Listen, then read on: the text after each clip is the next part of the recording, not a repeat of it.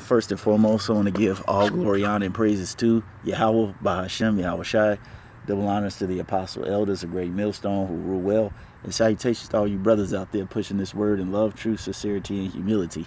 Once again, it's the brother Shati from the Chicago camp, coming back to you with what I hope is another quick and edifying sit down. And I'm just going to entitle this, Finally, We're Now Entering the Home Stretch. And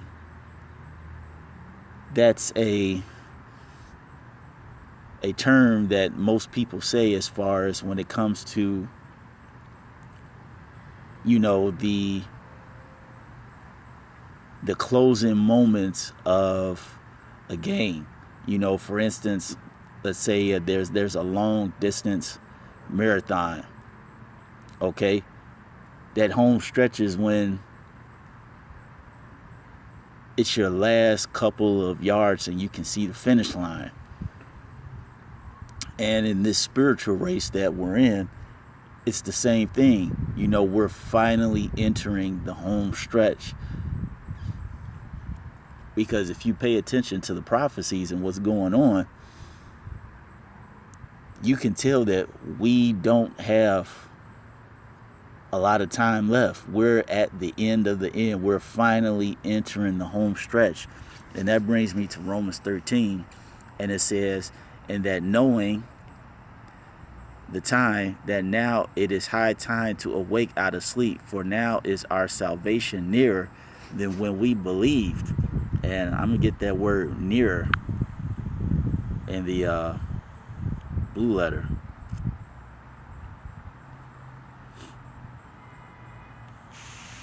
Strong's G 1452 and Guteran.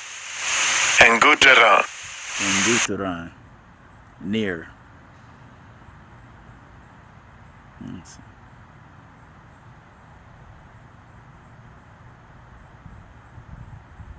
Yeah, I guess that's it. It really doesn't have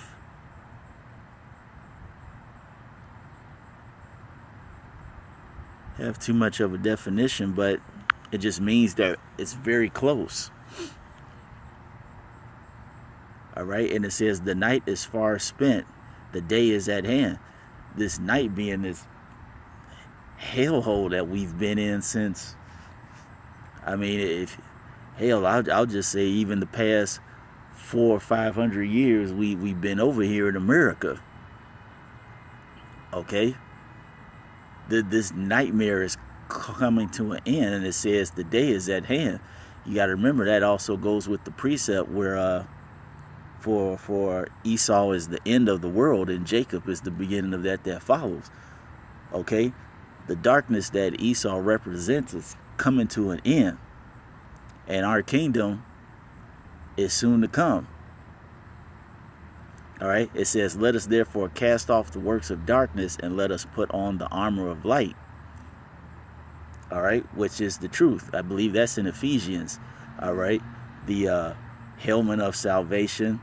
What was that? The breastplate of righteousness, the shield of faith, feet that are quick to spread the gospel, and the sword of truth.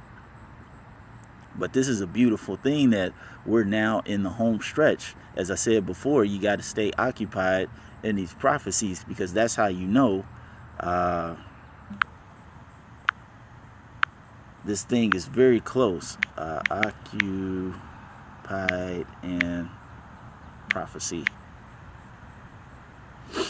Ecclesiasticus 39:1, but it says, but he that giveth his mind to the law of the Most High and is occupied in the meditation thereof will seek out the wisdom of all the ancient and be occupied in prophecies. Because you have to look at what's going down right now. Okay? All right, the son of perdition has been exposed, which is bad Uncle Esau. All right, you have a real estate bubble. You have a banking bubble. You have a car market bubble. You have a student loan bubble. You have a real estate bubble. Okay, inflation is at an all-time high. Jobs are at an all-time low. Wages and salaries are remaining stagnant. All right. Now the mainstream media is pushing this thing, okay, domestic terrorism, white identity extremists, which is really Edomite identity extremists. All right. You have the mark of the beast being pushed. You have racial tensions at an all-time high. You got the plagues of Egypt just jacking up the whole world. All right, well, you pay attention to these things, these very same things that even as Yahushua told his disciples, these things I'm speaking to you right now. And you're going to remember that I told you these things. When you pay attention to all these things, all right, you know that we're in the home stretch, because it's only going to take one of these things. Oh, we can't forget the trade wars, the tariffs, everything being geared up for martial law. All right, them constantly trying to put the men of the Lord in the bad light, especially with this upcoming movie. I forgot the name of it, The Persecution. But hey, man, when you pay attention to all these things, this lets you know we're finally entering the home stretch. And this is a beautiful thing. This is a very exciting time to be alive if you're a man of the Lord, because you're about to witness the very last stand of bad Uncle Esau.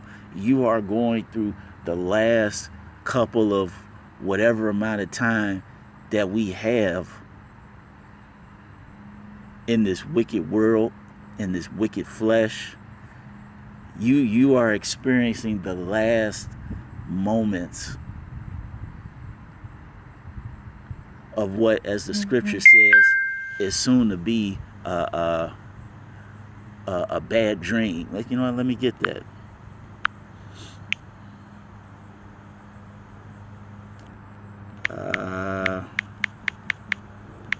Bad dream.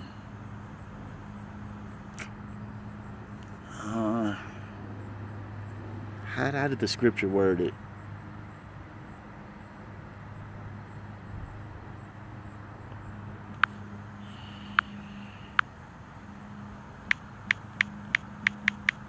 Let me see. Nah, I can't find it. But it's roughly paraphrasing. But you know, this won't even be.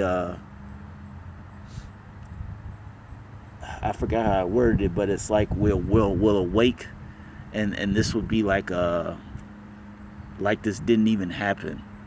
You know, it won't even be an afterthought. But it's a beautiful thing, and because we're at the last moments of this kingdom, is as the scripture says.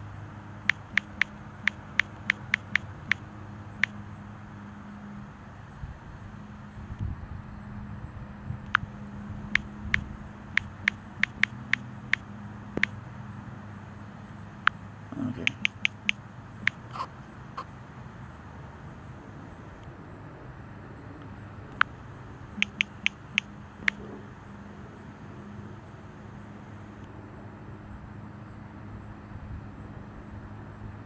Yep.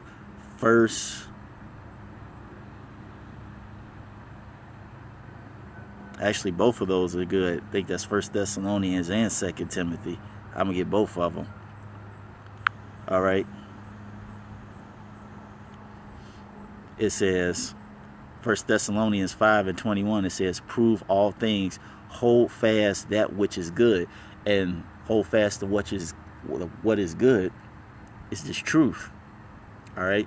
This truth that gives us the hope that if we endure to the end, even if that means we have to die for this truth, all right, we have hope.